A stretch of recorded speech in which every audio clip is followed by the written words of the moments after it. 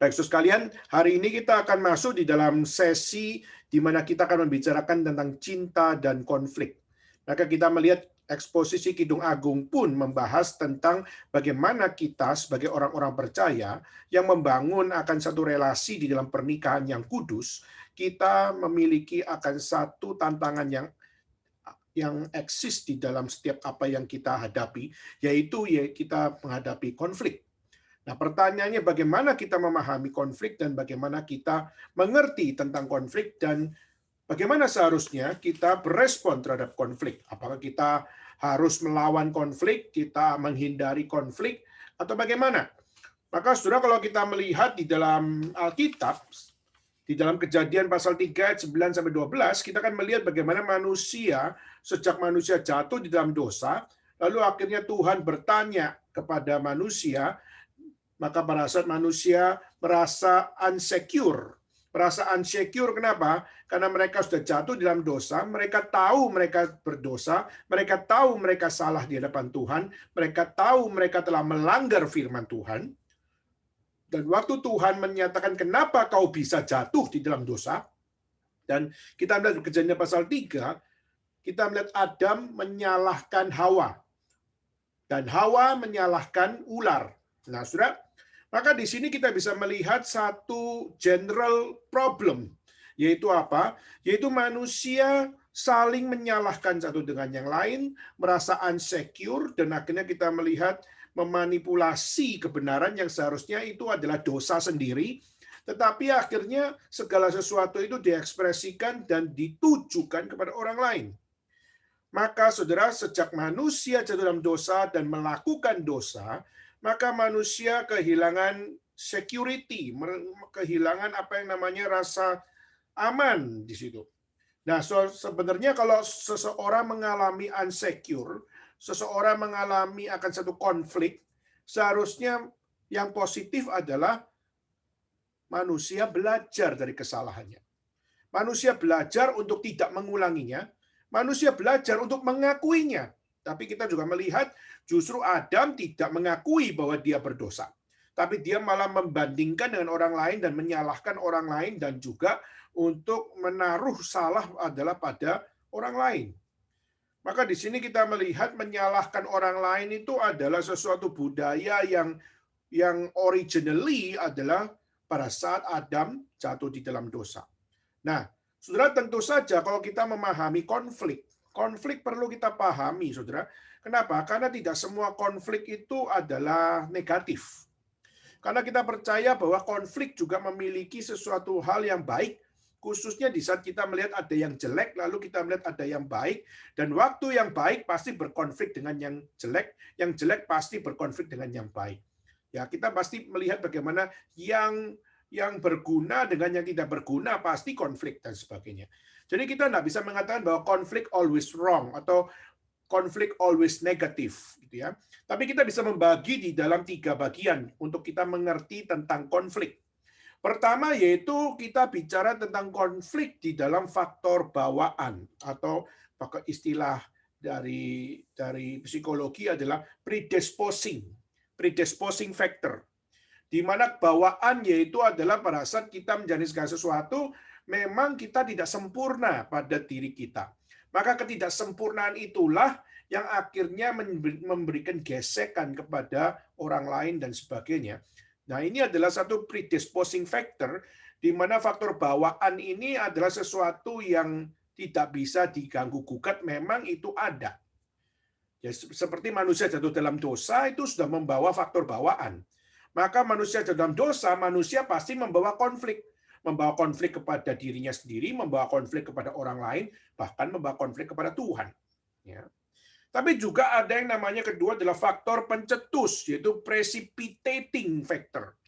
Precipitating factor itu adalah satu faktor pencetus akan konflik. Jadi misalnya kita melihat waktu Adam memilih untuk memakan buah pengetahuan baik dan jahat, dia sedang memulai atau dia sedang mencetuskan apa yang namanya konflik dengan Tuhan.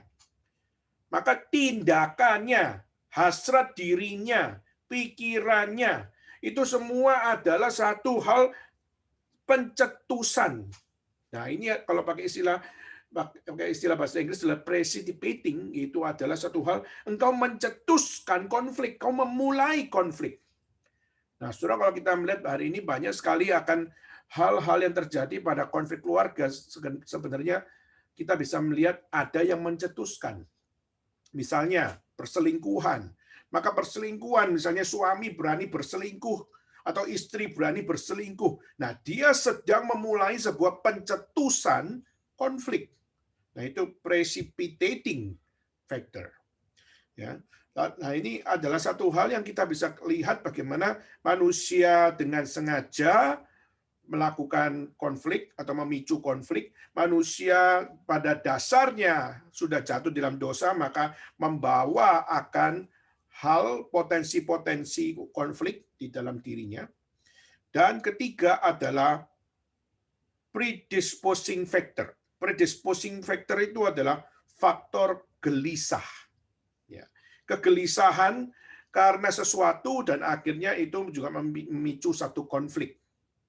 Ya, misalnya seseorang bekerja, suami bekerja, lalu istri di rumah.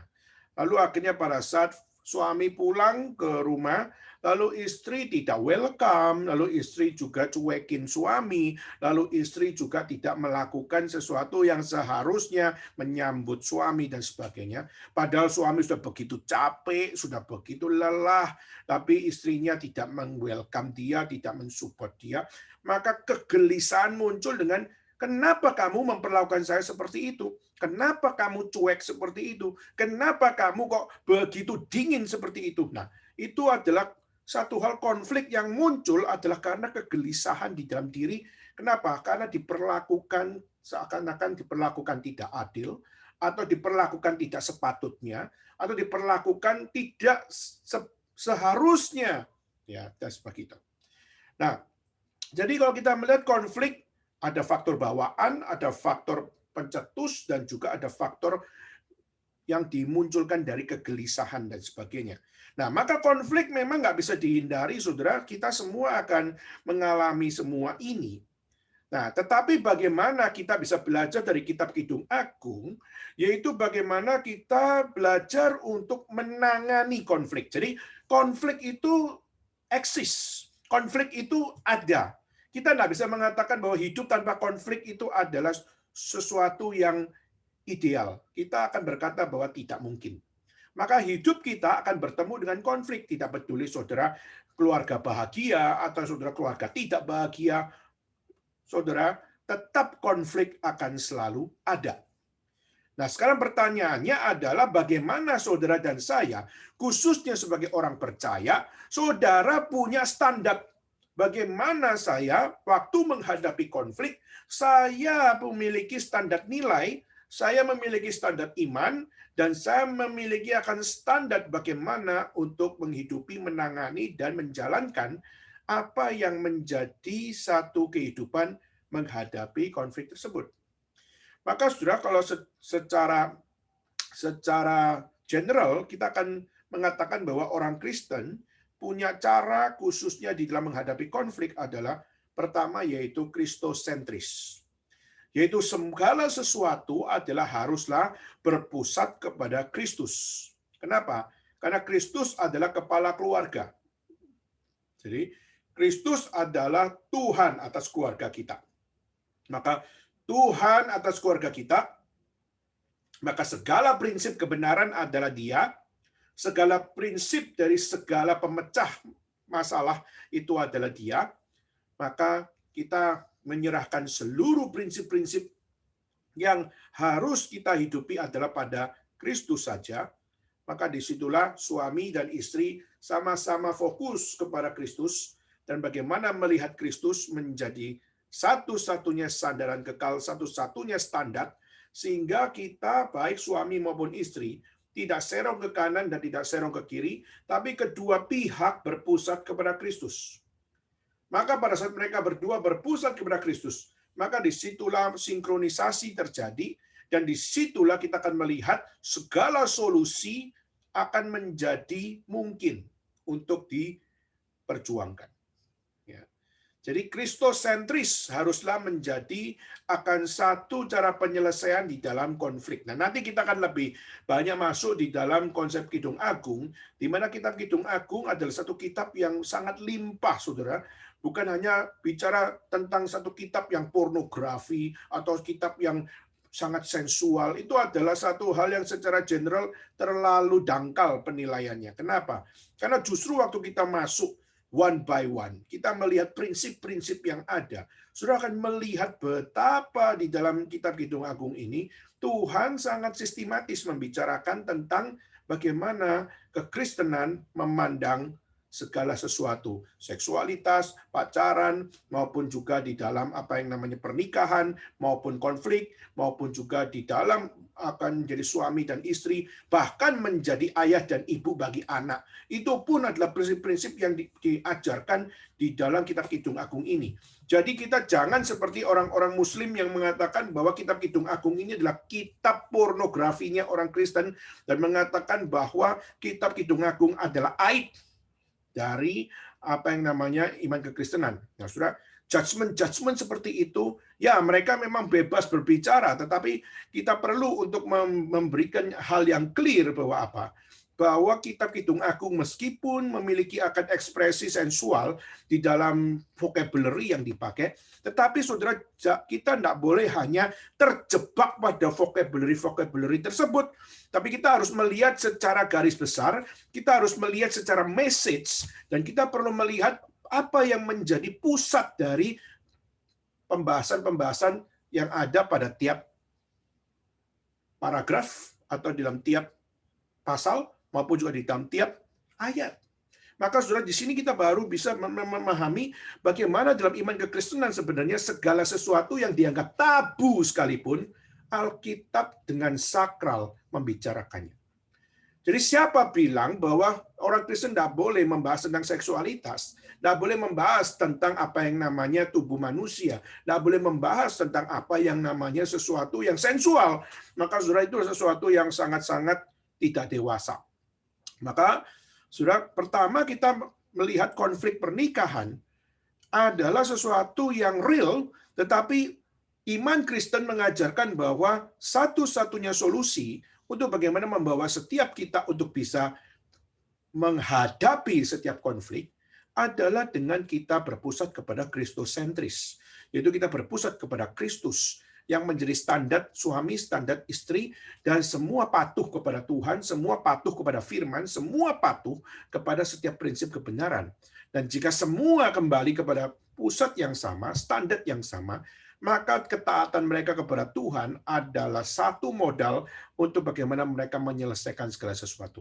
Itulah kenapa kalau kita melihat dalam pernikahan, Tuhan berkata, janganlah engkau menikah dengan yang tidak seiman. Maka itulah kenapa pasangan harus seiman. Kenapa? Karena pasangan yang seiman punya ketaatan yang sama di hadapan Tuhan. Suami punya ketaatan kepada Tuhan, istri punya ketaatan kepada Tuhan. Masa pasangan yang seiman, itulah pasangan yang seimbang.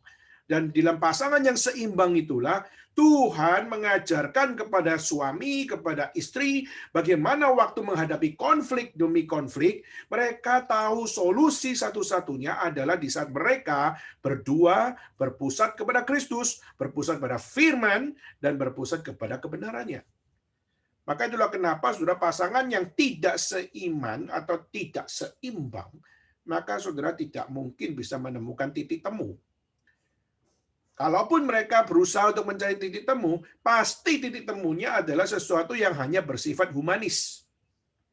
Tetapi mereka tidak bisa untuk memiliki titik temu yang secara teologis atau juga titik temu yang secara akan kristosentris. Kenapa? Karena salah satu atau mungkin dua-dua, mereka adalah orang-orang yang tidak terlalu peduli bagaimana mengkaitkan konflik tersebut dengan Tuhan. Ya, mereka hanya peduli dengan menyelesaikan konflik hanya secara humanis. Tapi mereka tidak mau menyelesaikan akan sesuatu yang bersifat spiritual atau yang bersifat yang esensial. Dan esensial itu adalah hubungan mereka dengan Tuhan. Ya. Jadi itu secara general kita akan mengatakan bahwa untuk menyelesaikan konflik, kita perlu untuk punya satu standar, yaitu memiliki kristosentris. Ya, berpusat pada Kristus. Ya, tentu saja kedua yaitu adalah tidak egosentris. Ya, jadi kedua yaitu adalah kita justru waktu menghadapi konflik kita tidak boleh mengandalkan egosentris kita. Jadi kita harus belajar berkorban. Kita harus belajar untuk menomorduakan diri. Kita harus belajar untuk tidak menjadi Tuhan. Kita jangan playing God. Kita jangan menjadi overman atau menjadi Huberman atau menjadi Superman dengan menganggap kita segala sesuatu adalah dari kita untuk kita bagi kemuliaan nama kita. Alkitab jelas mengatakan dari Tuhan untuk Tuhan bagi kemuliaan nama Tuhan. Tidak ada ayat yang mengatakan dari kita untuk kemuliaan kita. Itu adalah humanis. Nah, saudara, waktu manusia jatuh dalam dosa, manusia mulai punya arogansi terhadap dirinya, menganggap dirinya paling benar dan tidak menganggap Tuhan, maka disitulah egocentric life. Dan karena egocentric life menjadi satu filosofi di dalam hidupnya, maka akhirnya dia tidak mau berkorban. Tidak punya self-sacrificial theology. Tidak memiliki akan satu hal semangat untuk mengorbankan diri. Kenapa? Karena mereka menganggap diri paling benar dan sebagainya. Maka saudara coba lihat, banyak sekali percekcokan terjadi, konflik terjadi. Kenapa? Karena kadang suami anggap diri paling pintar, lalu anggap istri bodohnya minta ampun. Sehingga akhirnya kita melihat di dalam konflik yang terjadi, yang satu menganggap aku paling pintar, aku paling benar, istri pasti salah, maka saudara akhirnya tidak ada pertemuan di dalam penyelesaian, tidak ada solusi yang solutif. Kenapa? Karena yang satu, yang lain tidak belajar berkorban. Satu sama yang lain saling egosentrik. Nah, saudara, yang wanita kadang-kadang juga sama. Yang wanita kadang-kadang waktu diperlakukan seperti itu, akhirnya merasa, iya memang suami gua pinter, tapi dia nggak punya hati. Dia cuma punya logika, tapi dia nggak punya hati. Dia nggak mau ngerti saya. Dia nggak punya perhatian dan sebagainya. Ingin diperhatikan, ingin disayang. Saudara, nggak salah, saudara, untuk ingin disayang. Nggak salah untuk ingin diperhatikan. Tapi jangan berarti akhirnya kita menjadi orang-orang yang gila perhatian, gila hormat, dan gila untuk menerima sebuah sebuah pemahaman untuk apa? Supaya orang memahami kita. Saudara, kadang-kadang kita harus belajar untuk memahami bahwa manusia tidak ada yang sempurna, maka waktu orang kurang perhatian sama kita, tidak perlu kita memicu konflik. Tetapi kita juga bisa bicara dengan baik-baik. Kenapa? Karena tidak semua orang bisa mengerti. Di saat kita butuh perhatian, orang tidak bisa memperhatikan kita. Maka kita, satu sisi yang lain, kita tahu keterbatasan orang lain, dan kita tidak perlu untuk memicu konflik hanya untuk supaya orang memperhatikan kita. Tapi kita perlu untuk gimana bicara. Kita perlu untuk bagaimana menuangkan semuanya itu. Nah, saudara, kita akan lebih banyak bicara di dalam kasus, khususnya di dalam Kidung Agung. Kenapa? Karena di Kidung Agung ada konflik ini. Jadi konflik misalnya antara suami dan istri ini adalah sesuatu yang real. Dan hari ini kita mau belajar dan kita akan melihat studi kasus yang ada di dalam ayat-ayat ini. Nah, saudara, saya harap saudara bisa coba nanti waktu membaca, saudara coba juga punya imajinasi bagaimana laki-laki maupun perempuan ini menempatkan diri setelah mereka menikah. Nah, ini adalah satu gambaran bagaimana pernikahan dianggap sesuatu yang very beautiful, very meaningful gitu ya. Tetapi setelah menikah, akhirnya kita juga melihat Kidung Agung memaparkan bahwa konflik is always there. Jadi waktu pernikahannya begitu indah, begitu intim dan sebagainya, wah seakan-akan dunia milik berdua, tapi kita juga melihat pernikahan menyediakan akan satu fakta di mana di dalam pernikahan itu ada konflik. Nah, ini adalah satu hal yang kita sangat harapkan dengan saudara kita membaca kitab suci, kita bukan menjadi orang-orang yang bermimpi, beridealistik, sehingga mengatakan bahwa orang Kristen itu kalau menikah pasti tidak ada konflik. Itu nonsens, saudara.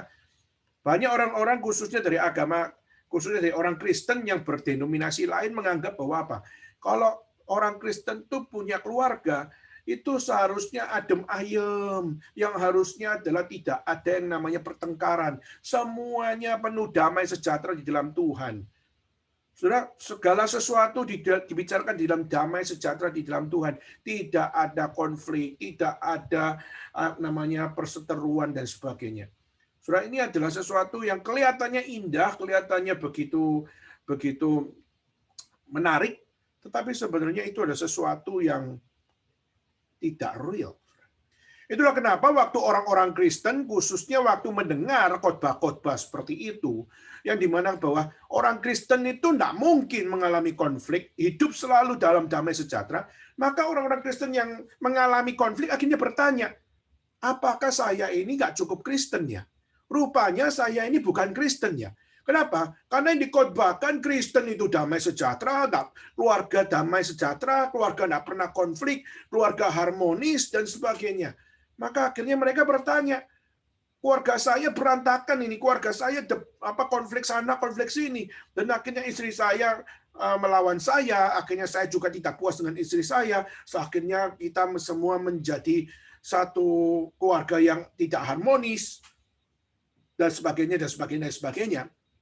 Nah, sudah seringkali dengan pengajaran-pengajaran yang kelihatannya begitu beautiful itu, tetapi justru akhirnya kita melihat khotbah-khotbah tersebut malah membuat orang-orang Kristen sendiri atau jemaat sendiri question mark terhadap imannya, question mark terhadap teologinya, dan tidak sedikit akhirnya dari mereka yang memilih meninggalkan Tuhan karena mereka tidak merasa Christian enough. Mereka tidak merasa Christian enough, dan akhirnya mereka menjadi anak-anak Tuhan yang kesannya adalah apa? Mereka mengatakan, saya Kristen, tapi saya adalah Kristen yang tidak bagus-bagus amat. Saya Kristen yang tidak fanatik-fanatik amat. Saya Kristen yang tidak terlalu diberkati Tuhan. Saya Kristen yang masih belajar. Dan banyak excuse yang muncul. Dan pelan-pelan mereka akan menjadi orang-orang yang meninggalkan Tuhan. Mereka menjadi orang-orang yang imannya pelan-pelan akan longgar. Dan yang pelan-pelan justru akan murtad dan meninggalkan Tuhan. Itulah kenapa saudara kita harus kembali kepada teologi yang benar. Kita harus kembali kepada biblical teologi yang benar. Kita perlu kembali kepada fakta-fakta. Di mana teologi yang faktual adalah membicarakan tentang fakta-fakta yang harus diimani, fakta-fakta yang harus dilawan, fakta-fakta yang harus dihadapi, fakta-fakta yang harus diperjuangkan. Maka itulah kenapa saudara melalui pembacaan kita hari ini Kidung Agung pasal 5. Saya rindu kita semua bisa memperoleh secara gambarannya untuk memahami bahwa konflik di dalam keluarga itu melanda siapa saja. Dan orang Kristen perlu menghadapi di dalam konsep yang benar di dalam responnya. Oke, saudara, mari kita bersama-sama membuka di dalam kitab suci. Mari kita membuka di dalam Kidung Agung. Ya, coba saudara kita sama-sama buka di dalam Kidung Agung pasal yang kelima. Ya, kita buka Kidung Agung pasal yang kelima. Kita membaca ayat 2 sampai pasal 6 ayat 13. Ya. Kidung Agung pasal 5 ayat 2 sampai ayat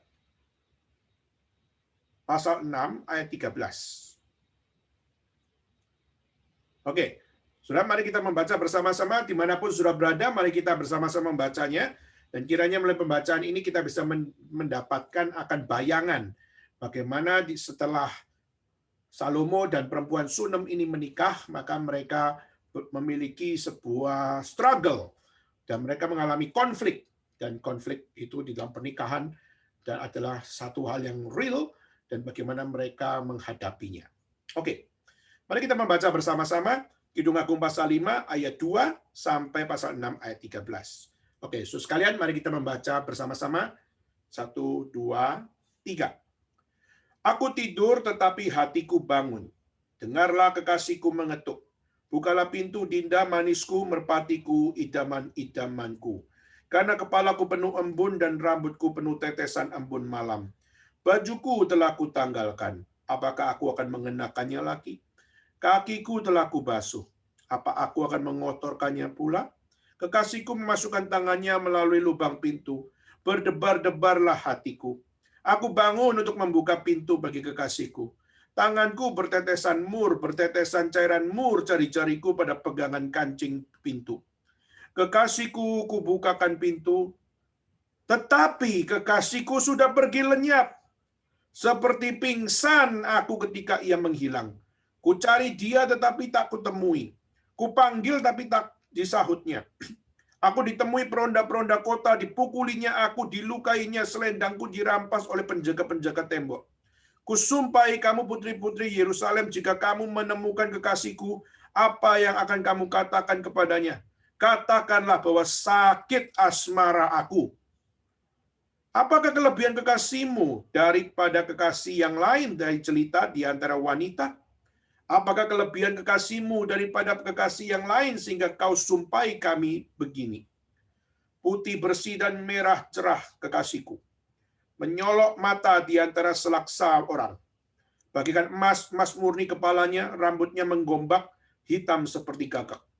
Matanya bagikan merpati pada batang air, bermandi dalam susu, duduk dalam kolam yang penuh. Pipinya bagikan bedeng rempah-rempah, petak-petak rempah-rempah akar. Bunga-bunga bakung bibirnya, bertetesan cairan mur. Tangannya bundaran emas, berhiaskan permata Tarsis. Tubuhnya ukiran dari gading, bertabur batu nilam. Kakinya adalah tiang-tiang marmar putih, bertumpu pada alas emas murni. Perawakannya seperti gunung Lebanon, terpilih seperti pohon-pohon aras. Kata-katanya manis semata-mata, segala sesuatu padanya menarik. Demikianlah kekasihku, demikianlah temanku. Hai putri-putri Yerusalem, kemana perginya kekasihmu, hai jelita di antara wanita? Kejurusan manakah kekasihmu pergi, supaya kami mencarinya besertamu? Kekasihku telah turun ke kebunnya, ke bedeng rempah-rempah untuk mengembalakan domba dalam kebun, dan memetik bunga bakung. Aku kepunyaan kekasihku, dan kepunyaanku kekasihku, yang mengembalakan domba di tengah-tengah bunga bakung. Cantik engkau manisku seperti kota Tirsa, Juwita seperti Yerusalem. Dahsyat seperti bala tentara dengan panji-panjinya. Palingkanlah matamu daripadaku, sebab aku mencari bingung karenanya. Rambutmu bagikan kawanan kambing yang bergelombang turun dari Gilead. Gigimu bagikan kawanan domba yang keluar dari tempat pembasuhan. Yang beranak kembar semuanya, yang tak beranak tak ada. Bagaikan belahan buah delima pelipismu di balik telukungmu. Permaisuri ada 60, selir 80, dan darah-darah tak terbilang banyaknya. Tetapi dialah satu-satunya merpatiku, idamanku, satu-satunya anak ibunya, anak kesayangan bagi yang melahirkannya. Putri-putri melihatnya dan menyebutnya bahagia. Permaisuri-permaisuri dan selir-selir memujinya. Siapakah dia yang muncul laksana fajar mereka? Indah bagaikan bulan purnama, bercahaya bagaikan surya, dahsyat seperti bala tentara dengan panjinya. Ke kebun kenari aku turun melihat kuntum-kuntum di lembah, melihat apakah pohon anggur berkuncup dan pohon-pohon delima berbunga. Tak sadar diri aku, kerinduanku menempatkan aku di atas kereta orang bangsawan. Kembalilah, kembalilah, ya gadis sulam, kembalilah, kembalilah, supaya kami dapat melihat engkau. Mengapa kamu senang melihat gadis sulam itu seperti melihat tarian-tarian perang? Baik, saudara sekalian, kita sudah membaca akan pasal 5 ayat 2 sampai pasal 6 ayat yang ke-13 ini. Nah, saudara, di dalam gambaran ini kita nanti akan membagi di dalam 2 bagian, ya. Tetapi sebelumnya mari kita sama-sama tundukkan kepala, kita berdoa, kita minta Tuhan pimpin supaya di dalam pembacaan tadi kita juga diberikan hikmat bijaksana, khususnya secara historical background dan bagaimana secara theological aspek, dan kita bisa belajar bagaimana nantinya ini menjadi satu spiritual message bagi kita. Dan mari kita memakai waktu sebentar untuk kita bersama-sama berdoa, kita minta pimpinan Tuhan untuk kita semua. Mari kita turun kepala, kita bersama-sama berdoa. Bapa dalam surga, kami berterima kasih. Tuhan, izinkan kami untuk kami bisa bersama-sama belajar khususnya dari kebenaran firman Tuhan. Tolonglah kami ya Tuhan, yang sulit untuk memahami apa yang tertulis di dalam kitab syair, khususnya dalam syair-syair cinta ini yang begitu penuh dengan bahasa sastra yang begitu limpah. Kami sangat terbatas ya Tuhan, apalagi kami melihat bagaimana setiap ekspresi-ekspresi bahasa cinta yang diutarakan di dalam sastra yang begitu tinggi, ini adalah sesuatu yang sangat-sangat penuh dengan hal-hal yang kami mungkin tidak dapat menyelaminya. Tapi kami mohon Roh-Mu yang kudus membukakan kepada kami akan prinsip-prinsip yang harus menjadi dasar bagi kami untuk kami belajar, karena kami percaya bahwa kitab syair, yaitu kitab Kidung Agung ini pun adalah firman Tuhan bagi kami. Dan kami berdoa kiranya setiap prinsip-prinsip kebenaran-Mu membawa kami melihat cinta dan konflik menjadi sesuatu yang terus kami dapat pahami di dalam standar yang sejati di dalam firman-Mu. Berikan kuasa penyertaan-Mu ya Tuhan kepada kami semua, dan juga berikan hikmat bijaksana kepada hamba-Mu di dalam menyatakan kebenaran ini. Terima kasih ya Tuhan, kami bersyukur menyerahkan waktu kami ke depan dalam tangan Tuhan. Di dalam nama Yesus Kristus kami bersama-sama berdoa, kami bersyukur pada Tuhan. Amin. Baik, saudara sekalian, di saat kita melihat di sini apa yang dinyatakan dalam Kidung Agung pasal yang kelima, khususnya kita lihat ayat 2 sampai ayat yang ke-8. Ya, di situ kita bisa melihat beberapa hal, Saudara. Di mana kita melihat beberapa hal, yaitu yang pertama kita melihat bagaimana sang suami memanggil istrinya sayang, sayang, sayang itu lebih banyak daripada waktu pacaran. Jadi kalau Saudara membaca satu bagian di dalam pasal sebelumnya, kita melihat bagaimana sang suami memanggil sayang itu adalah di dalam frekuensi yang tidak terlalu banyak. Tetapi justru di dalam pasal 5 ini kalau Saudara akan melihat, Saudara bisa hitung, maka Saudara akan menemukan bagaimana kata sayang diulang-ulang. Jadi memanggil dengan sebutan sayang itu lebih banyak. Justru kita melihat ini adalah satu masa-masa keintiman, masa-masa pernikahan, khususnya dalam awal pernikahan. Di situ sang suami begitu menyatakan akan satu ekspresi sayangnya lebih banyak daripada waktu pacaran. Karena apa? Karena kita tahu di dalam intimacy itu sangat dekat. Di dalam intimacy itu memiliki sesuatu hal di mana kita bisa memiliki akan satu hubungan dan memiliki akan satu hal bagaimana satu dengan yang lain memiliki sebuah kesensitifan khususnya untuk bisa menikmati cinta. Ya. Jadi kita bisa melihat bagaimana sang suami sangat sayang kepada istrinya, sangat sayang kepada dindanya, dan juga sangat sayang khususnya di dalam bagaimana memperlakukan istrinya. Tetapi saudara, akhirnya kita melihat di dalam gambaran-gambaran yang ada, misalnya aku tidur tapi hatiku bangun. Kenapa? Karena dia ingin supaya dicintai dan mencintai sang istrinya. Lalu dikatakan sampai bukalah pintu, sampai dikatakan bahwa bajuku telah kutanggalkan, lalu dikatakan bahwa memasukkan kakiku telah kubasuh, dan semua sudah dibersihkan. Jadi istilahnya itu di dalam tempat tidur itu semua sudah dibersihkan, tidak ada sesuatu yang kotor. Maka tinggal bagaimana menikmati cinta bersama dengan istri, bagaimana mengekspresikan akan apa yang namanya cinta dengan sang istri. Ya. Nah, kita melihat ini nggak ada konflik sama sekali, ya, nggak ada konflik sama sekali. Tetapi sudah waktu akhirnya kita melihat dengan harapan-harapan yang ada, entah itu adalah harapan intimasi, harapan seksual, maupun harapan di dalam sekedar untuk berbicara dengan intim, berbicara dengan sensitif dan sebagainya, Saudara, itu kita bisa masuk di dalam pembicaraan yang lain. Tetapi Saudara, paling tidak kita melihat sang suami sedang terbuai asmara. Sang suami sedang mengharapkan intimasi, sedang mengharapkan akan mungkin kita bisa katakan seksualitas. Kenapa? Karena sebagai suami, seksualitas itu bukanlah sesuatu yang tabu lagi. Tapi seksualitas adalah cinta mereka berdua. Dan pernikahan adalah intimacy. Maka itulah kenapa mengekspresikan hasrat seksual itu bukan dosa, bukan tabu. Kenapa? Kita sudah bahas di dalam pertemuan-pertemuan yang sebelumnya, karena itu apa? Yaitu seksualitas itu adalah sesuatu yang sakral. Tuhan menganugerahkan seksualitas. Tuhan memberikan seksualitas. Dan Tuhan memberkati seksualitas. Jadi hari ini kalau apa yang dilakukan oleh pornografi itu adalah sesuatu yang melanggar akan kesakralan seksualitas, mereka pasti akan dihukum oleh Tuhan. Maka hari ini saudara melihat bagaimana di industri pornografi begitu limpahnya, khususnya di dalam era pandemik ini. Sudah kalau melihat statistik orang-orang yang masuk di dalam dunia pornografi itu jumlahnya berlipat-lipat, ratusan lipat.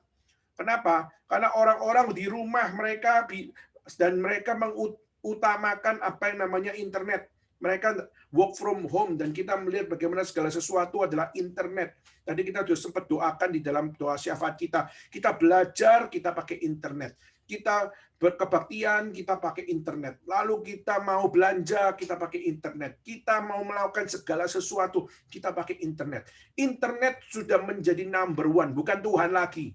Tuhan bisa nomor berapa? Internet number one, Wi-Fi number one. Dan kita melihat karena kebutuhan internet adalah number one. Maka kita juga melihat di dalam internet di situ ada juga hal-hal yang membuat manusia akhirnya apa? Mulai digoda dengan ad-ad yang ada. Saudara sedang ketik lalu muncul ad. Dan ad itu adalah saudara ditawari perempuan. Saudara ditawari akan bagaimana saudara mau live chat dengan perempuan dan sebagainya. Saudara dimulai dari ad-ad itu, dimulai dari iklan-iklan itu, akhirnya kita mulai digoda untuk apa? Untuk mulai klik on, mulai untuk coba, untuk melihat apa sih. Lalu dimulai dari curiosity, lalu akhirnya mulai melihat satu kali, akhirnya mulai terbuai, dan akhirnya banyak dari mereka tidak bisa lepas. Nah, saudara, ada beberapa jemaat yang secara jujur bisa bicara kepada saya, dan mereka bicara betapa mereka sudah tidak bisa lepas dari semua itu. Mereka mengatakan bahwa setiap hari kami terus-menerus dibayang-bayangi. Nah, saudara, itulah yang menjadi satu hal. Seksualitas itu baik loh. Seksualitas itu dalam kitab suci adalah sesuatu yang sakral. Tetapi kenapa justru kita melihat segala sesuatu hari ini seksualitas diobrak-abrik konsepnya, sehingga akhirnya orang waktu bicara seksual itu dibilang adalah sesuatu yang tabu. Kenapa? Karena sudah tidak sakral, sudah tidak pada tempatnya, dan juga tidak pada apa yang namanya ranahnya atau apa yang namanya konteksnya. Nah, maka kalau kita bicarakan itu di dalam konteks pernikahan, maka itu adalah sesuatu yang pada tempatnya dan memang harus dibicarakan, dan memang harus untuk apa? Memang harus untuk semuanya memiliki satu interest. Maka punya hasrat seksual itu bukan porno. Memiliki hasrat seksual itu adalah sesuatu anugerah. Pertanyaannya adalah sebelum waktunya atau pada waktunya. Kalau sebelum waktunya, Tuhan mengajarkan kepada kita untuk self-control. Mengajarkan kepada kita untuk bagaimana tahan diri. Kenapa? Karena ini harus juga menjadi sebuah disiplin rohani. Maka itulah kenapa iblis dengan begitu lihainya untuk bagaimana membuat kita tidak lagi melihat seksualitas adalah sesuatu yang sakral. Dan bahkan kita bisa mengatakan, Tuhan mengizinkan bapak-bapak gereja menuliskan akan kitab Kidung Agung dengan format yang berbeda, yaitu dengan format membicarakan tentang Kristus dengan jemaatnya, dan tak mau bicara tentang seksualitas. Kenapa, saudara? Karena saya percaya karena banyak bapak-bapak gereja tidak kuat dengan problem seksualitas. Karena seksualitas banyak sekali menjatuhkan banyak hamba-hamba Tuhan. Kita melihat banyak sekali pendeta-pendeta jatuh dalam dosa, bukan? Dan dosa yang membuat mereka jatuh adalah seksualitas. Baik di dalam zaman kontemporer ini, maupun juga di zaman bapak-bapak gereja dulu. Itulah kenapa mereka sangat tabu bicara tentang seksualitas. Nah, hari ini kita dengan jelas melihat bagaimana sang suami membuka bajunya, lalu dengan hal sang suami membersihkan kakinya, naik di atas ranjang, dengan bersih, dengan satu hal mereka menjaga sebuah kekudusan, kalau kita bisa katakan. dengan hasrat seksualitas untuk mengharapkan istri bisa masuk di dalam kamar lalu bisa bersama-sama untuk bercinta. Itu adalah sesuatu yang sakral, itu sesuatu yang penuh anugerah. Ya, jadi kita jangan sampai mengatakan bahwa ini ayat porno dan sebagainya. Saudara, ayat-ayat ini pun dibicarakan di dalam ranahnya yang tepat, yaitu di dalam pernikahan. Maka saudara kita nggak usah gubris orang-orang yang sangat antitesis untuk membicarakan bahwa kitab Kidung Agung ini tidak perlu dipelajari, tidak perlu dibicarakan, tidak perlu digubris. Saudara, kalau gitu saudara nggak mengakui Kidung Agung adalah firman Tuhan. Kenapa Kidung Agung bisa dalam kitab suci? Karena ini adalah firman Tuhan. Tuhan mau mengajarkan something kepada kita. Maka kita harus punya akan satu kesadaran yang dewasa. Di dalam teologi kita perlu melihat batas-batasnya. Dan kita melihat Kidung Agung ada batas-batasnya. Meskipun vocabulary-nya ada vocabulary yang bisa bersifat sensual, tetapi ada ranahnya. Jadi kita perlu punya bijaksana, saudara, secara teologi tentunya. Dan kita perlu bagaimana untuk memahaminya. Nah, saudara, saya kembali. Maka sang suami memanggil sayang, memanggil kekasih, dinda, lalu digambarkan bagaimana memanggilnya dengan merpatiku, idam-idamanku. Itu adalah satu memang hasrat cinta, hasrat seksualitas, dan juga memang dia mengharapkan untuk kekasih jiwanya itu bisa masuk ke tempat tidur dan mengekspresikan cinta, mengekspresikan seksualitasnya, dan juga bagaimana mereka saling menyayangi, dan itu dinyatakan di dalam keintiman. Ya. Jadi saudara, kita tidak perlu tabu membicarakan ini. Tetapi saudara, kita juga akhirnya mulai bisa melihat ada konflik muncul, yaitu apa? Yaitu akhirnya kita melihat ayat ke-6, saudara. Kekasihku, kubukakan pintu, tetapi kekasihku sudah pergi lenyap. Saudara sudah menunggu sang istri sudah menunggu supaya dia bisa kita merayakan keintiman, merayakan cinta, merayakan akan setiap apa yang ada pada hati. Kita sudah disatukan di dalam Tuhan, kita sudah disatukan di dalam cinta. Sekarang mari kita sama-sama di dalam anugerah Tuhan, mari kita berintim ria di dalam anugerahnya. Saudara, tetapi akhirnya kita melihat ayat 6, kekasihku kubukakan, tapi kekasihku sudah pergi lenyap. Saudara. Nah ini saudara, akhirnya kita bisa melihat ini adalah kegelisahan akhirnya. Kalau tadi saya mengatakan ada yang namanya predisposing factor, ya, yaitu adalah faktor kegelisahan. Di mana faktor kegelisahan ini kenapa? Karena dia sudah punya hasrat, dia sudah punya akan satu keinginan, dia sudah punya akan satu hal di mana keintiman itu akan sama-sama dinikmati bersama, tapi akhirnya kita melihat sang istri seakan-akan kurang perhatian dengan sang suami. Sang istri justru tidak masuk ke kamar, justru sudah pergi lenyap. Nah, saudara, tentu saja ini mengagetkan sang suami. Ini tentu saja adalah sesuatu yang mengagetkan dan membuat satu kekecewaan.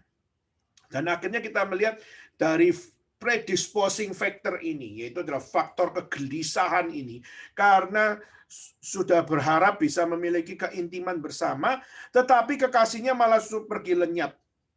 Sudah pergi lenyap. Akhirnya saudara, ekspresi yang muncul, respon yang muncul, yaitu apa? Seperti pingsan aku ketika dia menghilang.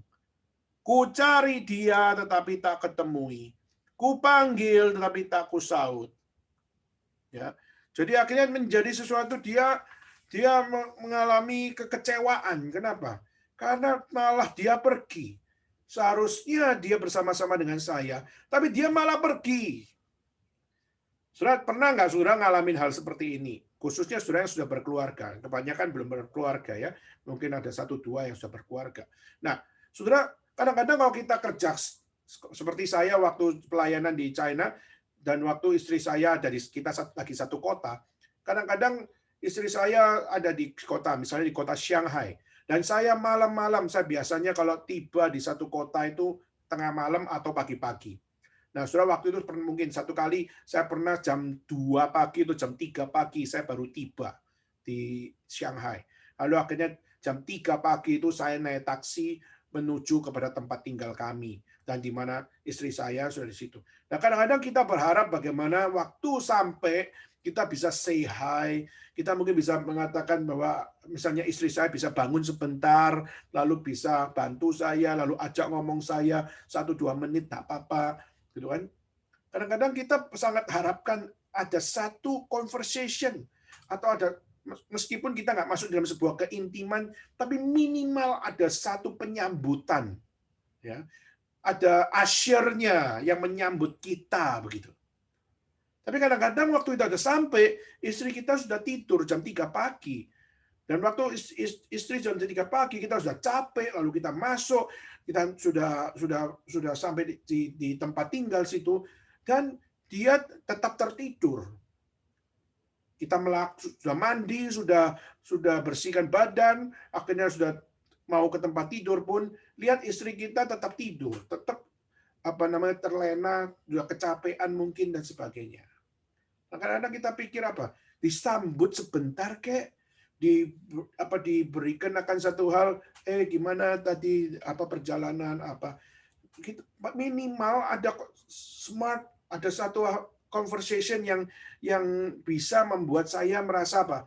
Saya disambut, saya disupport dan sebagainya. Soalnya kadang-kadang cuma hal seperti itu saja kita bisa dongkol, kita bisa ngerasa bahwa gue udah capek-capek, sudah sampai, mungkin sudah naik pesawat, sudah delay panjang, akhirnya sudah sampai rumah, disambut pun tidak. Kadang-kadang hal seperti itu akhirnya bisa menjadi kegelisahan.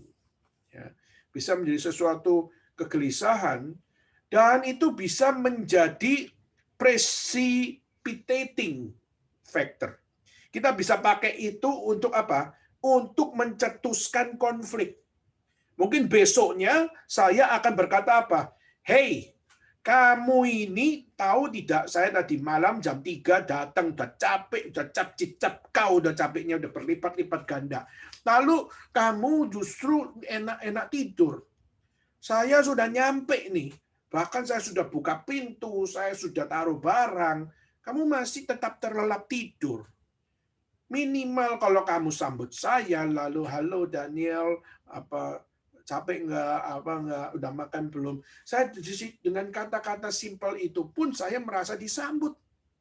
Akhirnya saya bisa saja dengan precipitating factor, saya mencetuskan faktor itu dan mengatakan apa? Lu itu istri apaan? Kamu tahu nggak sih bahwa aku ini suami? Dan suami seharusnya kau sambut secapek-capeknya dia maupun secapek-capeknya kamu sekalipun, sambutlah suamimu. Saudara, kadang-kadang ini adalah sesuatu yang menjadi problem yang very normal. Ya. Tetapi saudara, waktu kita melihat ini juga terjadi. Sang suami berharap istri masuk kamar, tapi malah istrinya kabur. Istrinya nggak ada bukannya nggak cinta, saudara, tapi kurang perhatian sama suaminya. Kenapa? Akhirnya sang istri itu akhirnya ditemukan di mana? Di kebun. Jadi istilahnya itu sebenarnya sang istri itu bukannya kagak cinta. Dia cinta, cuma dia juga punya akan satu hal, yaitu apa? Dia punya kesukaan. Dan kesukaannya adalah dia berada di kebun. Nah, saudara, dan ini menjadi sesuatu yang dianggap oleh suami adalah apa? Lu ini kurang perhatian sama saya. Kamu kurang perhatian sama saya. Bahkan kita bisa katakan istri mungkin dikatakan malas menyambut suami dan sebagainya. Misalnya, gitu ya. Jadi sebenarnya kalau kita lihat, ini adalah konflik yang dimunculkan oleh sang suami. Jadi dikatakan apa? Seperti pingsan aku ketika dia menghilang, ku cari tapi nggak ku temui, ku panggil tapi nggak disaut. Ya. Lalu ayat 7 dilanjutkan, Aku temui peronda-peronda kota, dipukulinya aku, dilukainya, selendangku dirampas oleh penjaga-penjaga tembok. Kenapa, Saudara? Kenapa? Karena dia sudah kayak orang gila. Mencari istrinya itu seperti orang gila. Kenapa? Dia sudah sangat mengharapkan cinta, sudah mengharapkan keintiman, tapi justru dia dibikin pingsan dengan ulah istrinya yang kurang perhatian maupun yang mungkin memperhatikan kebunnya lebih daripada dirinya. Nah, Saudara, maka kalau kita lihat inilah yang terjadi, yaitu apa? Yaitu di saat seseorang sudah memiliki cinta, memiliki keintiman, dan di saat itu tidak terpenuhi, maka konflik bisa tercetus. Jadi konsep apa yang tadi saya katakan adalah precipitating factor itu bisa tercetus. Kenapa bisa tercetus? Karena ada kegelisahan, ada predisposing factor. Dan kenapa bisa predisposing itu muncul? Karena manusia pada dasarnya memang berdosa, ada faktor bawaan, ada predisposing factor. Nah, Saudara, maka ini adalah hal-hal yang kita bisa lihat, predisposing factor, precipitating factor, ya. Maka ini menjadi sesuatu yang real, yang kita perlu lihat bagaimana ada faktor bawaan, ada faktor kegelisahan, ada faktor pencetusan, dan ini adalah hal yang digambarkan pada sang suami kepada sang istri. Sampai akhirnya ayat 8 dikatakan apa? Ayat 8 dikatakan, "Kusumpahi kamu putri-putri Yerusalem, bila kamu menemukan kekasihku, apa yang kamu katakan kepadanya? Katakan, sakit asmara aku." Berarti sang suami menunjukkan, gua ini lagi ngamuk, gua lagi marah, dan gua lagi kesakitan. Asmaraku kesakitan, intimasiku kesakitan, cintaku kesakitan. Konflik muncul. Jadi sebenarnya kalau kita melihat musuh utama bukan sang istri tidak cinta. Jadi kalau kita lihat musuh utamanya bukan nggak ada intimasi, dan musuh utamanya adalah bukan satu sama yang lain tidak memiliki sebuah relationship. Jadi sebenarnya mereka ini saling cinta kok, mereka sama-sama tahu kok. Jadi nggak ada perselingkuhan, tidak ada yang mencari cewek lain atau cowok lain, nggak ada. Jadi konflik ini murni adalah di dalam pernikahan yang mereka saling cinta. Saudara, tapi musuhnya apa? Musuh utamanya apa di sini?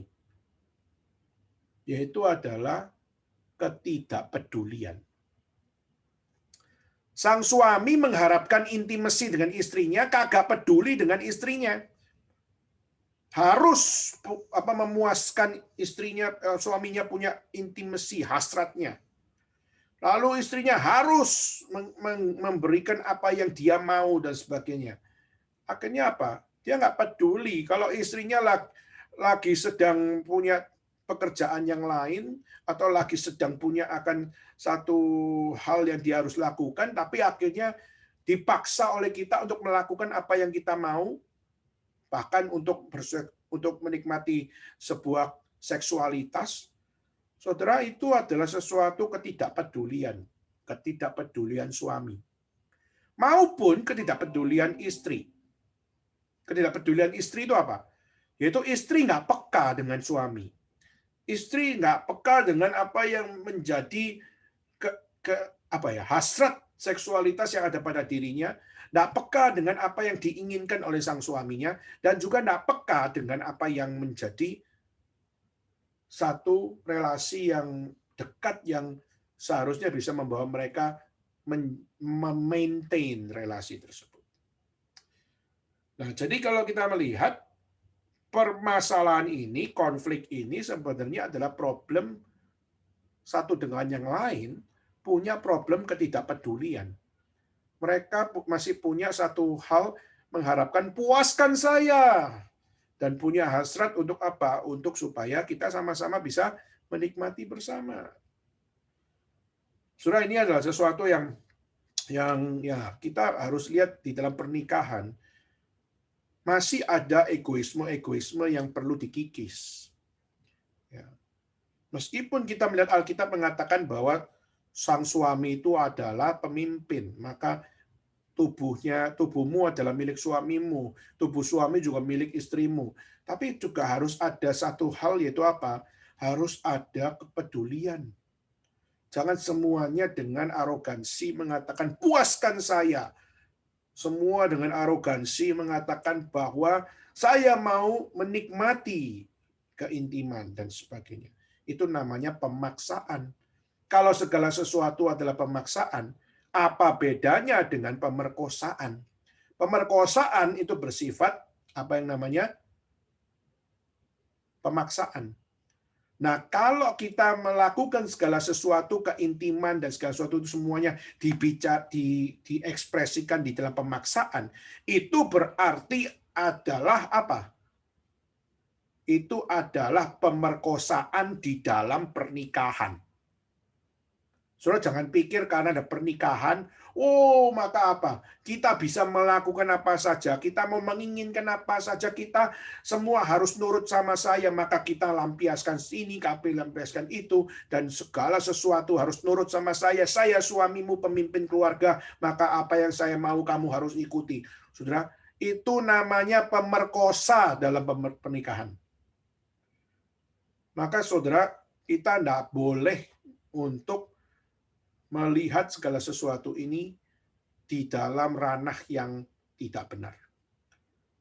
Di dalam pernikahan, jika tidak dibawa di dalam kepedulian, tidak dibawa di dalam satu kesakralan, tidak dibawa di dalam satu hal, satu dengan yang lain, saling belajar untuk menjaga kesakralan tersebut, maka saudara dan saya, khususnya laki-laki ya, kita bisa jadi pemerkosa di dalam pernikahan. Nah, kalau saudara dan saya jadi pemerkosa di dalam pernikahan, saudara pasti akan dihukum sama Tuhan. Maka saudara, suami harus punya hikmat dalam hal ini. Suami harus punya hal, yaitu apa? Kalau istri dia punya hasrat seksualitas, tapi sang istri sedang berada di dalam concern yang lain, jangan marah. Jangan marah. Jangan seperti dikatakan sakit asmaraku lalu kayak orang gila. Sampai akhirnya sampai kayak orang gila, sampai dipukuli, dilukai, dirampas selendangnya oleh penjaga tembok. Kenapa? Karena kegilaan, tidak ada self control. Tidak ada penguasaan diri. Ya. Maka saudara yang perlu yang seharusnya perlu untuk dibawa di dalam ekspresinya yaitu jangan marah.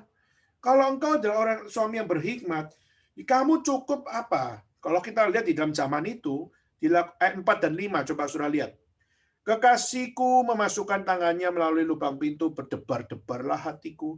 Aku bangun membuka pintu bagi kasihku, tanganku bertetesan cairan mur jari-jariku pada pegangan kancing pintu. Saudara coba lihat apa yang dimaksud. Mereka laki-laki malah tangannya bertetesan mur jari-jariku. Itu apa? Tinggalkan saja akan satu hal yang istri kita tahu bahwa apa? Kamu ngapain di kamar?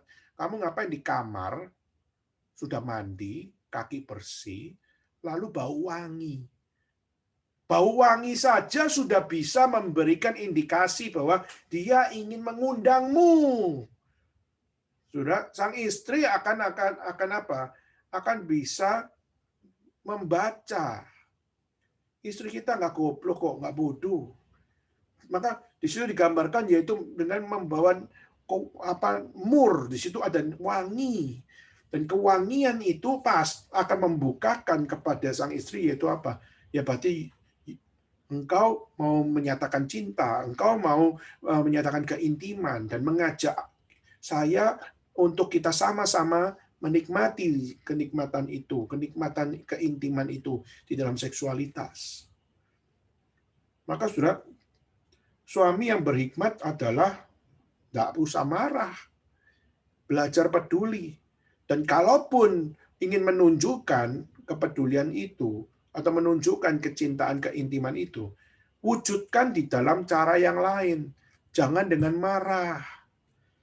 Saudara, kemarahan itu di satu sisi Tuhan bisa pakai, tapi juga kemarahan juga tidak boleh sembarangan dipakai. Kalau apa-apa marah itu adalah nggak berhikmat, saudara. Jadi tinggalkan tanda cinta berupa apa? Wangi-wangian, mur di situ. Ya itu zaman dulu ya. Di zaman dulu kita melihat itu adalah satu hal, yaitu mengundang supaya apa? Supaya sama-sama untuk menikmati. Nah, saudara, dan akhirnya waktu kita lihat ekspresi itu, kita melihat akhirnya sang istri, ya, akhirnya kita melihat sang istri waktu memahami masalah ini, akhirnya saudara kalau nanti baca bagaimana sang istri menghadapi masalah dengan sang suami hanya karena hasrat tersebut. Jadi ini sesuatu yang menunjukkan fakta bahwa konflik adalah real, konflik itu sungguh-sungguh ada, orang paling bijaksana pun akan menemukan konflik. Dan kenapa konflik itu ada? Karena satu sama lain merasa insecure, dan juga seharusnya dengan insecure tersebut konflik itu ada. Konflik ada untuk kita belajar.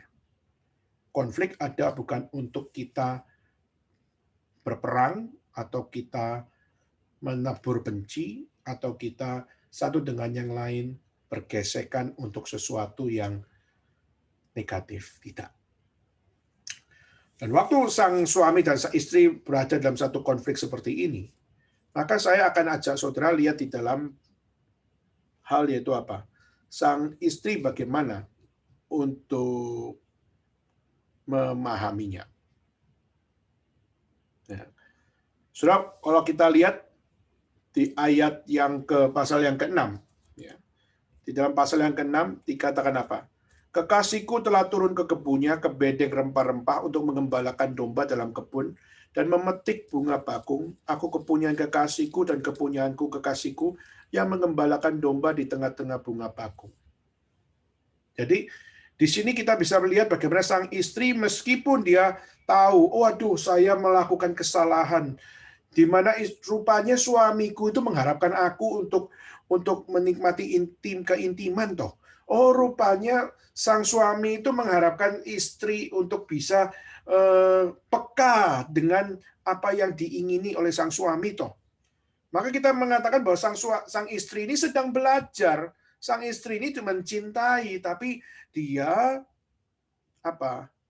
Dia tidak tahu apa yang dialami oleh sang suami. Maka setelah tahu, dia hadapi masalah dengan suami itu dengan apa? Dia menunjukkan bahwa apa? Aku bekerja, aku turun ke kebun, aku ke rempah-rempah, aku mengembalakan domba, dan aku memetik bunga bakung. Maka saudara, dia menjelaskan, aku bukan tidak cinta sama kamu, aku bukannya nggak peduli sama kamu, tapi aku melakukan hal yang lain. Dan saudara, ini memang adalah sesuatu hal keterbatasan laki-laki dan perempuan, di mana memahami satu dengan yang lain. Maka siapa bilang laki-laki dan perempuan itu gampang untuk bisa cocok, itu apakah gampang? Nggak mungkin, saudara. Laki-laki dan perempuan itu dua makhluk yang berbeda. Kalau kita melihat di dalam dunia psikologi itu, John Gray, sudah tahu ya, John Gray yang tulis buku Man from Mars, Woman from Venus. Dia mengatakan bahwa laki-laki itu kayak Mars, orang Mars, dan perempuan itu seperti dari Venus. Dan mereka kalau ketemu itu dua dunia yang berbeda. From stranger for another stranger, kumpul satu. Dan waktu kumpul dari satu, cara pikirnya beda, cara emosinya beda, cara ininya beda. Dan meskipun John Gray adalah salah satu psikolog yang bukunya itu booming luar biasa, dan dia mengatakan bahwa semua kajian-kajian psikologi yang dipahami oleh dia itu berasal dari bagaimana dia memperlakukan istrinya dan istri memperlakukan dia, dan dia mempelajari semuanya itu, sehingga akhirnya buku-bukunya itu semua adalah hasil dari pernikahan dan juga hasil dari relasinya dengan sang istri.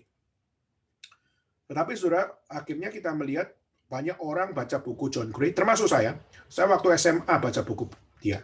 Pertama kali saya baca buku dia adalah waktu saya SMA, baca buku dari John Gray. Wah, buku itu kayak jadi Bible-nya saya. Untuk mau ngerti perempuan, mau ngerti gimana, mengerti cara pikir perempuan. Kita baca buku dari John Gray, Man from Mars, Woman from Venus.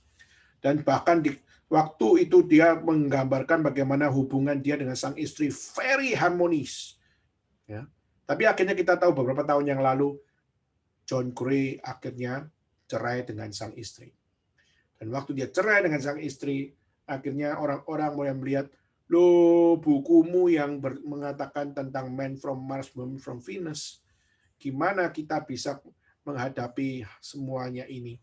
Akhirnya dari hidupnya mengatakan apa? Saya tidak bisa hidup dengan Venus woman. Saya dalam from Mars yang nggak bisa hidup. Nah, padahal di buku-buku sebelumnya yaitu gimana caranya supaya man from Mars and woman from Venus bisa saling bersatu dan sebagainya. Nah, saudara, akhirnya buku itu yang begitu booming itu sejak perceraiannya, orang mulai tidak mempercayai lagi tentang apa yang namanya satu hal, yaitu solusi laki-laki dan perempuan di dalam relasi. Tapi saudara, sayangnya adalah apa? Banyak orang-orang khususnya hamba Tuhan, pendeta-pendeta pun yang banyak menuliskan buku-buku tentang ini, buku-buku tentang pernikahan, tentang seksualitas, tentang bagaimana relasi pacaran dan sebagainya. Mereka dengan begitu penuh dengan hikmat mengajarkan dan juga memberikan prinsip-prinsip. Tapi saudara, akhirnya kita juga melihat seperti Joshua Harris. Joshua Harris yang bikin buku tentang The Problem is Not Sex, Lust Is. Nah, itu adalah salah satu buku yang very booming. Tetapi akhirnya Joshua Harris cerai juga dengan sang istri. Dan akhirnya sekarang dia jadi orang gila. Kenapa? Karena akhirnya dia menjadi orang sekarang tidak Kristen lagi. Dan dia akhirnya jadi homoseksual. Dia akhirnya terbuka terhadap same-sex marriage. Menjadi orang gila. Nah, saudara, melihat hal-hal kayak begini, akhirnya kita melihat rupanya konflik itu never die. Dan konflik, tidak ada seorang pun yang bisa dengan sempurna menyelesaikannya. Jadi saudara jangan kaget kalau konflik di mana-mana bisa masuk di dalam semua area, termasuk area orang-orang yang paling pinter, area orang-orang yang paling rohani. Kita melihat konflik bisa merusak keluarga mereka, merusak relasi mereka, merusak hubungan suami istri, merusak suami dengan anak, istri dengan anak, dan sebagainya. Dan waktu melihat hal kayak begini, kita melihat kalau ada kepedulian, maka satu sama yang lain akan bisa membereskan. Tapi pertanyaannya, apa arti kepedulian manusia? Kalau arti kepedulian manusia itu semua terbatas. Apa arti kepedulian kalau satu sama yang lain adalah berstandarkan tentang apa yang menjadi keterbatasan satu dengan yang lain, yaitu manusia berdosa. Maka tadi saya memulai dengan satu hal, yaitu saudara, kita perlu mengingat bahwa saudara dan saya hanya bisa dapat menyelesaikan segala problem, segala konflik. Itu harus kembali kepada pertama, yaitu kristosentris. Yaitu adalah kepercayaan kepada Tuhan, kepercayaan kepada firman, dan bagaimana kita belajar membangun kepedulian kita kepada suami, kepedulian kita kepada istri, itu semua perlu kita bangun dengan pusat yang sama, yaitu adalah di dalam Kristus.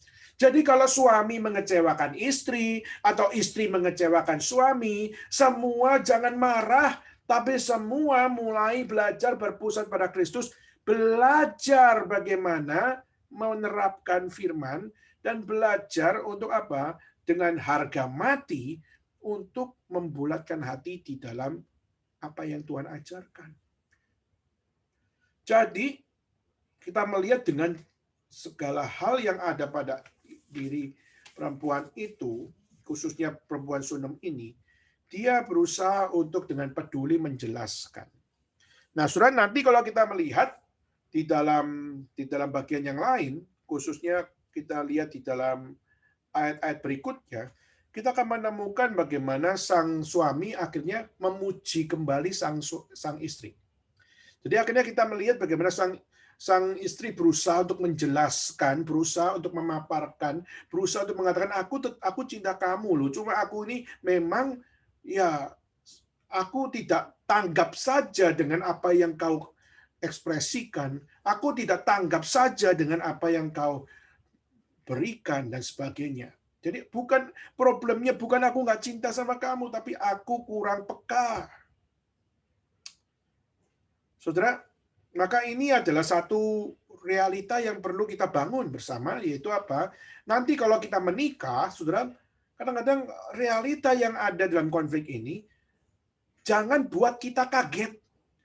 Jangan kita kaget dengan realita konflik itu, tapi belajarlah. Di saat konflik itu ada, jangan cepat marah dulu, tapi bagaimana kita berpusat pada Kristus dan bagaimana kita belajar bagaimana mengasihi Dia dan bagaimana belajar untuk menebar kepedulian. Dan kalau istri kita nggak peka dengan kita atau suami kita nggak peka dengan kita belajar untuk bagaimana mengutarakan dengan penuh cinta kasih. That what husband and wife are for. Itulah kenapa ada suami dan istri. Ya, saudara. Nah, maka saudara kalau lihat di dalam ayat 4, itu akan dikatakan bahwa apa? Cantik engkau manisku seperti kota Tirsa, Juwita seperti Yerusalem, dahsyat seperti bala tentara dengan panji-panjinya. Nah, sudah mulai muncul lagi akan apa yang namanya puji-pujian. Mulai muncul lagi akan bagaimana dia menunjukkan rasa sayangnya. Mulai dia menunjukkan lagi akan satu hal bagaimana hasratnya untuk menyatakan betapa istrinya itu adalah istri yang spesial. Bahkan dia berani mengatakan apa? Bukan cuma memuji performance-nya, bukan cuma memuji tubuhnya, bukan cuma memuji apa yang ada pada bibirnya, matanya, rambutnya, dan sebagainya. Bukan cuma secara luar saja. Bahkan dia mengatakan apa? Permaisuri ada 60, selir 80, darah-darah tak terbilang banyaknya. Tapi dialah satu-satunya merpatiku, idaman-idamanku, satu-satunya anak ibunya, anak kesayangan bagi melahirkan. Putri-putri melihatnya, menyebutnya bahagia. Permaisuri dan selir-selir memujinya. Saudara, di sini ini muncul lagi ekspresi dari istri bahwa apa? Bahwa sang suami ini, Salomo ini, dia sudah punya permaisuri 60, selir 80, darah-darah tak terbilang banyaknya. Sebenarnya kalau kita mengatakan ini adalah sesuatu yang mungkin bertabrakan. Kenapa? Bukankah kita ini adalah orang-orang yang hidup di dalam satu hal, yaitu apa? Yaitu kita hidup di dalam satu istri, satu suami. Tapi justru di dalam kehidupan Salomo, waduh, permaisurinya 60, selirnya 80, darah-darah tak terbilang banyaknya. Tapi dia menikahi perempuan Sunem ini, lalu perempuan Sunem dengan Salomo ini jadi firman Tuhan. Kalau gitu apa artinya 60 permaisuri, 80 selir, maupun juga darah-darah tak terbilang banyaknya ini? Saudara, kalau kita bisa mengatakan bahwa memang sang Salomo secara seksualitas kita bisa katakan bahwa dia memiliki problem. Ya, makanya ini kita justru mengatakan bahwa Alkitab justru memakai orang-orang yang sebenarnya secara dirinya itu cacat, saudara. Tetapi Tuhan kenapa mau pakai mereka? Karena Tuhan mau mengajarkan kepada kita. Tapi Tuhan mengajarkan kita bukan cuma mengajarkan kebaikannya orang-orang ini. Kenapa? Sebenarnya Tuhan mau mengajarkan bahwa orang-orang ini nggak baik kok. Orang-orang ini punya keterbatasan kok. Orang-orang ini nggak sempurna. Coba sudah lihat banyak Alkitab memaparkan hal-hal yang nggak sempurna. Yunus, hamba Tuhan, tapi apa? hamba Tuhan tapi tidak mau ikut Tuhan. Disuruh pergi kemana, perginya kemana. Ya kan? Lalu Petrus, kita lihat, dia bilang, oh gua nggak mungkin akan melawan Yesus. Yesus sekali-kali tidak terjadi padamu kalau kamu menderita. Bahkan dia mengatakan, aku nggak mungkin akan menyangkal kamu. Lalu akhirnya dia malah sangkal 3 kali. Siapa Petrus? Paulus teroris. Tuhan jadikan rasul. Wah, nggak salah Tuhan. Kenapa dia bisa jadiin rasul? Dia itu jelas-jelas teroris. Bunuh banyak orang Kristen. Tangkepin banyak orang Kristen. Laki-laki, perempuan, anak-anak. Ditangkap semuanya. Dan sudah kita melihat orang-orang nggak sempurna sama sekali. Kenapa kok bisa Tuhan mau pakai orang kayak begini? Nah, Salomo. Dia di bagian ini pun kita melihat bagaimana dia pun tahu. Bahkan istrinya pun tahu. Kamu juga punya istri, sudah punya permaisuri banyak. Kamu sudah punya selir, kamu sudah punya darah-darah tak terbilang banyaknya. Tetapi, kenapa kita hari ini belajar dari kisah Salomo dan perempuan Sunem ini? Karena kita mau belajar bahwa apa? Bahwa Sang Salomo belajar mengasihi perempuan Sunem ini dengan cara yang berbeda. Kenapa? Kalau kita melihat permaisuri-permaisuri yang ada, itu adalah permaisuri-permaisuri yang mereka adalah rata-rata adalah dari kerjasama negara. Jadi misalnya kerjasama satu negara, misalnya Mesir misalnya dengan Israel, maka pada saat mereka mengadakan kerjasama, maka disitulah istri sang dari Mesir mempersembahkan seorang calon permaisuri, dan waktu diserahkan calon permaisuri, maka di situ sebenarnya Salomo seharusnya seorang berhikmat mengatakan tidak, tapi justru kita melihat Salomo mengiyakan itu. Akhirnya apa? Permaisuri dari Mesir misalnya menjadi permaisuri dia. Dan apa yang menjadi hal yang tidak beres, yaitu apa? Dari Mesir nggak percaya Tuhan yang sama dengan Salomo. Percayanya kepada dewa Ra, kepada dewa matahari. Ya. Sedangkan Salomo percaya kepada Yahweh. Nah, sudah kita melihat kawin campur terjadi. Nah, kita memang tidak ada penjelasan tentang apakah permaisuri-permaisuri ini ditiduri oleh Salomo. Memang nggak ada penjelasan. Nah, itu kita perlu gali lagi tentang secara sejarah. Ya. Jadi permaisuri yang begitu banyak itu 60 itu apakah semua itu mereka adalah istri yang sah dan juga istri dalam seksual, di dalam mindset seksual mereka melakukan hubungan dan sebagainya. Tidak ada catatan, kita juga perlu untuk melihat kepada sejarah bagaimana memahami itu. Tetapi paling tidak di dalam kitab Kidung Agung, kenapa perempuan Sunem dan Salomo menjadi acuan kita adalah karena dia menyatakan bahwa saya suami yang juga nggak beres. Saya orang yang meskipun dikatakan orang berhikmat, tapi aku juga punya ketidakhikmatan di dalam diriku. Aku bukan orang yang sempurna, aku bukan orang yang beres. Tapi Tuhan mau mengajarkan kepada saya, khususnya dia bertemu dengan perempuan Sunem. Kita sudah bahas pertemuan kemarin. Perempuan Sunem bukan perempuan Yerusalem. Perempuan Sunem perempuan desa di desa Sunem. Dan desa Sunem itu perempuan ini dia perempuan yang tubuhnya terbakar oleh matahari, kerja di kebun. Dan di situ waktu Raja Salomo mengadakan apa yang namanya kunjungan kerja di desa Sunem, lalu melihat perempuan ini jatuh cinta.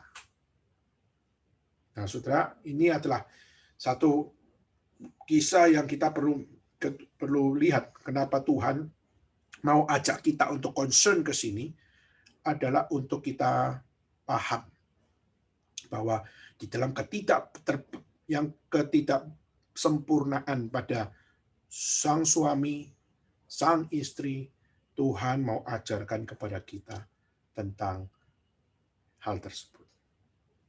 Oke, saudara. Jadi saya lanjutkan, yaitu coba lihat ayat 9.